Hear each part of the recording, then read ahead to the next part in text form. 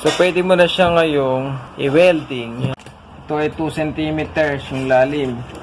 So, 2 centimeters kuha tayo rito. 2 centimeters.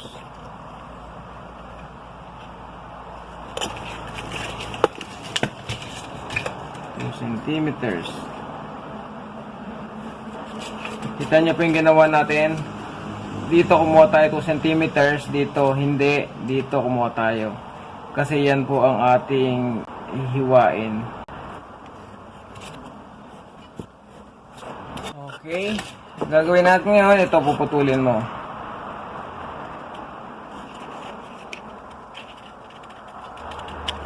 Ito ngayon ang ipambabakat natin dito. Okay, ito ngayon ang ating guide. So, ikakat natin ngayon ito.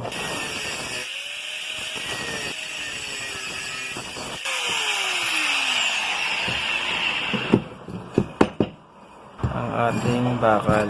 So, pwede mo na siya ngayong i-welding na hindi tayo mag-aaksaya ng kuryente at di tayo mag-aaksaya ng welding rod.